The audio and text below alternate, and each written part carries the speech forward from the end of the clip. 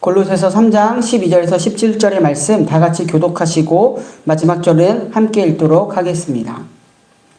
그러므로 너희는 하나님이 택하사 거룩하고 사랑받는 자처럼 긍휼과 자비와 겸손과 온유와 오래 참음을 옷 입고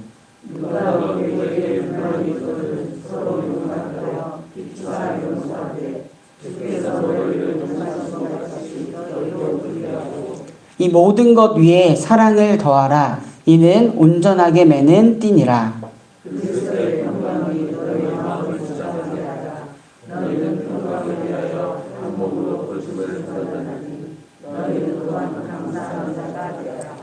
그리스도의 말씀이 너희 속에 풍성히 거하여 모든 지혜로 피차 가르치며 권면하고 시와 찬송과 신령한 노래를 부르며 감사하는 마음으로 하나님을 찬양하고 또 무엇을 하든지 말에나 일에나 다 주 예수의 이름으로 하고 그를 하나님 아버지께 감사하라. 아멘. 네, 오늘도 이 아침 하나님을 사모하여 하나님을 예배하는 자리에 있는 우리 정릉교회 성도님들을 주님의 이름으로 사랑하고 축복합니다. 무엇보다 부활의 기쁨이 우리 성도님들에게 넘쳐나기를 소망합니다. 부활하신 주님의 모습은 명확한 메시지를 우리에게 던져 주었는데요. 예수님께서의 이 땅에서의 최종 목적지는 죽음이나 무덤이 아니라 부활하셔서 찾아가신 사랑하는 이들이라는 것입니다. 그 사랑하는 이들은 제자들뿐만이 아니라 오늘 우리도 해당이 됩니다. 부활의 주간을 보내고 있는 이 시기, 이 사실을 잊지 않고 살아가는 우리가 되기를 소망합니다. 부활하신 주님께서 오늘 우리와도 함께 하십니다. 오늘 우리가 읽은 본문이 포함되어 있는 골로새서 3장의 앞부분은 그리스도인이라는 정체성을 언급합니다. 왜냐하면 그 당시 골로새에 있는 교회에는 거짓 교사들이 등장하여서요, 그리스도인이라는 정체성을 흔들었기 때문입니다. 거짓 교사들은 예수 그리스도를 통한 은혜로 인한 전적인 구원이 아니라 해야 한다, 하지 말아야 한다와 같은 행위로 인한 구원을 다시 주장하였습니다. 부활하신 예수님을 체험한 바울은 구원의 부분에 있어서 골로새에 있는 교회 성도들에게 다시금 명확하게 이야기를 합니다. 구원은 예수 그리스도의 죽으심과 다시 사심, 선물과 같이 주어진다라고 말입니다. 더 정확하게 말하자면 구원은 예수 그리스도의 죽음과 함께 우리의 옛사람이 죽고 그리스도의 부활과 함께 새 사람으로 다시 사심을 받은 사건입니다. 그리고 그리스도께서 다시 오실 때 그리스도인들은 온전한 생명을 누리고 하나님의 영광에 참여한 자들이다 라고 바울은 이야기를 합니다. 골로새서 3장 초반은 그 사실을 말해주고 있는데요. 아마 어제 최 목사님과 그 내용을 나눴을 거예요. 제가 1절과 4절을 세번역 성경으로 읽어드리겠습니다. 그러므로 여러분이 그리스도와 함께 살려주심을 받았으면 위에 있는 것들을 추구하십시오.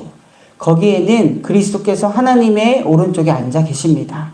여러분은 땅에 있는 것들을 생각하지 말고 위에 있는 것들을 생각하십시오. 여러분은 이미 죽었고 여러분의 생명은 그리스도와 함께 하나님 안에 감추어져 있습니다. 여러분의 생명이신 그리스도께서 나타나실 때 여러분도 그분과 함께 영광에 쌓여 나타날 것입니다. 아멘. 이렇게 바울은 그리스도인이라는 정체성을 분명하게 이야기해 줍니다. 그리스도인이라는 정체성을 지녔으니 버려야 할 것, 당연히 멀리해야 하고 단절해야 할 모습들을 구체적으로 3장 5절에서 9절까지 말해주고 있는데요. 이 부분은 다시 한번 꼭 읽어보시기를 바랍니다. 그리고 오늘 본문은 그리스도인이라는 정체성을 지닌 자로서 이 땅에서 보다 적극적으로 능동적으로 살아가는 삶의 모습에 대해서 이야기해주고 있습니다. 오늘 말씀을 통해서 그리스도인으로서 보다 능동적으로 적극적으로 살아가는 삶의 모습을 잠시 배워보는 시간이 되기를 바랍니다. 본문에서는 그리스도인으로서 이 땅에서 적극적으로 능동적으로 살아가는 모습을 다음과 같이 세 가지의 모습을 살펴볼 수 있는데요. 첫 번째로는 하나님이 선택하셔서 거룩하고 사랑받는 자이다. 두 번째로는 그리스도의 평강이 마음을 주장하는 자이다. 그리고 세 번째로는 그리스도의 말씀이 풍성히 거하는 자이다 입니다. 이는 그리스도인들에게 주어지는 하나님의 은혜를 말해주고 있습니다. 먼저 하나님이 택하사 거룩하고 사랑받는 자이기 때문에 그리스도인들은 하나님의 사랑을 닮을 수 있습니다. 그 사랑의 모습은 구체적으로 긍휼함과 자비, 겸손과 온유, 또한 오래 참음입니다. 긍휼은 무엇보다 하나님을 모르는 영혼에 대한 안타까움에서 비롯됩니다. 또한 고통을 당하거나 소외당한 이들, 가난한 사람들에게 마음으로부터 우러나는 공감을 의미합니다. 예수님의 삶의 모습을 보면요, 긍휼의 마음으로 위와 같은 사람들을 그냥 지나치는 법이 없으셨습니다. 그들을 바라봐 주시고 손을 잡아 주시고 함께하는 모습이 예수님께 있었습니다.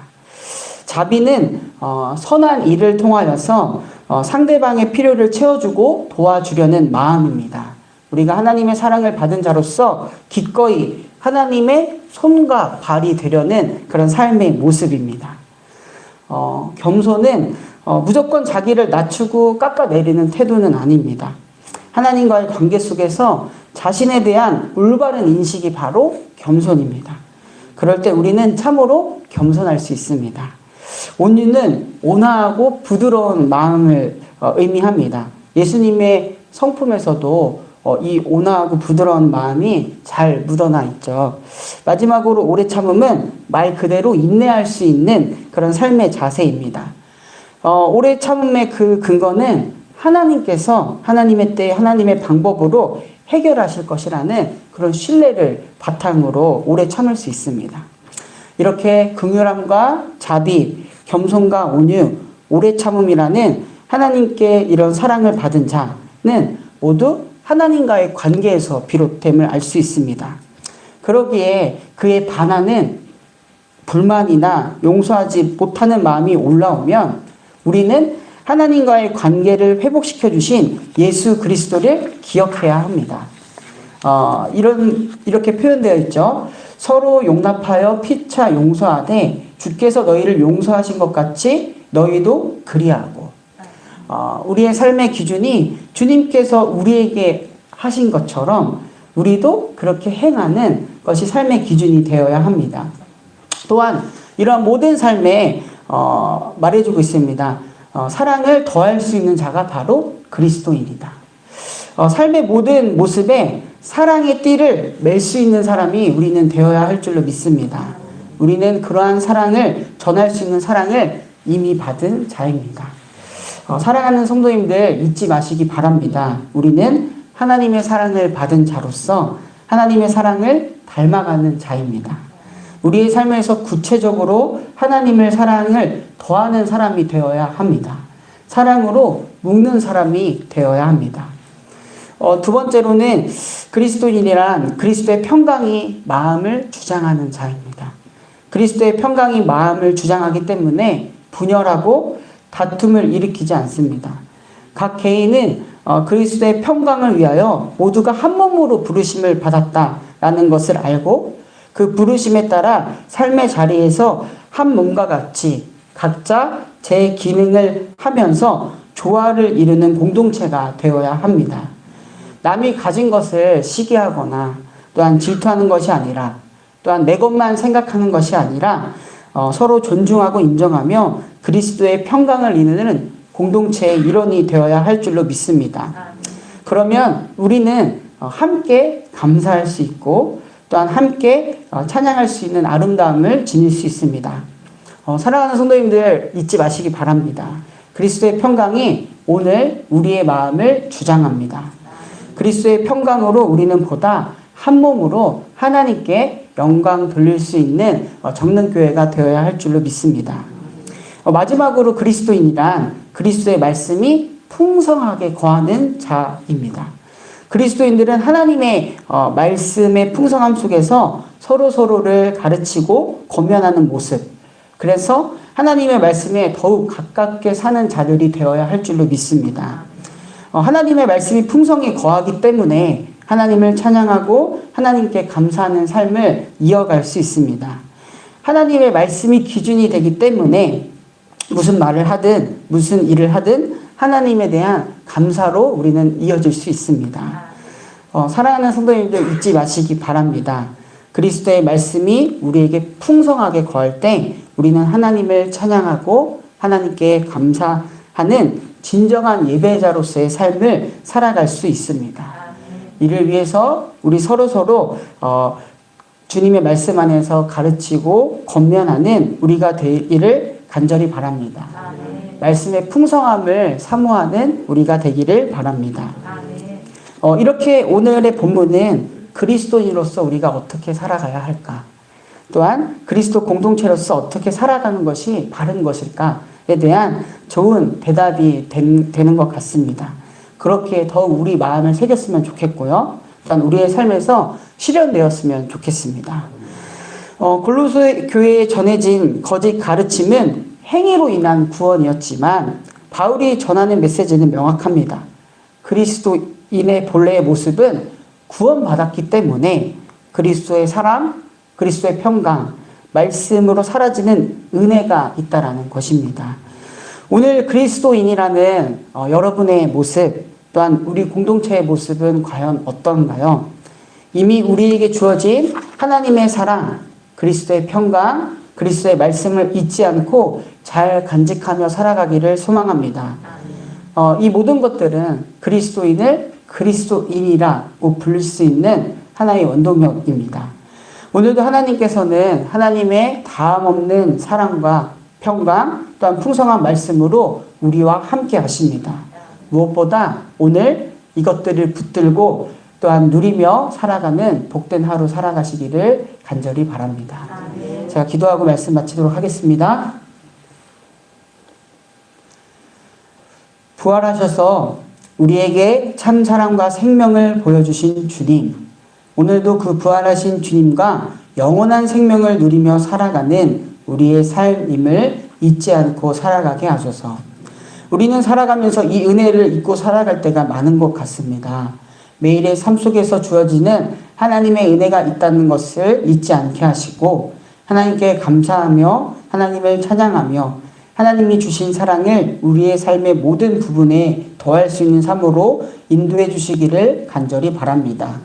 이미 우리에게 허락하신 하나님의 사랑, 그리스도의 평강, 말씀의 풍성함을 누리며 살아가는 우리의 삶이 되게 하소서.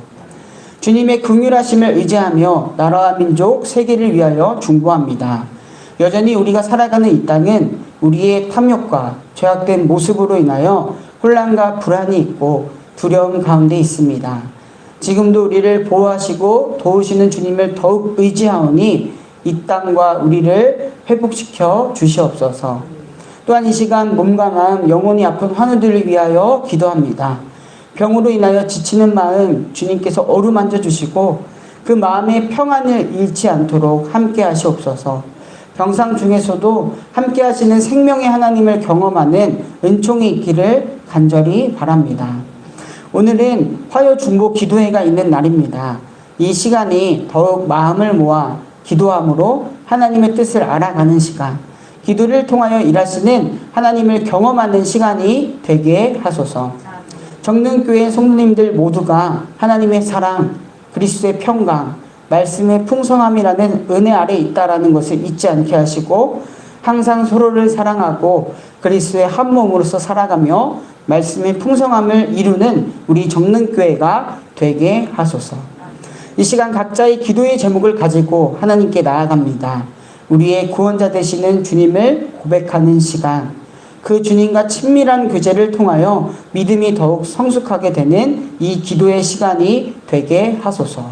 이 모든 말씀 지금도 살아계셔서 우리와 함께 하시는 우리 구주 예수 그리스도의 이름으로 간절히 기도드립니다. 아멘. 하늘에 계신 우리 아버지여, 이름이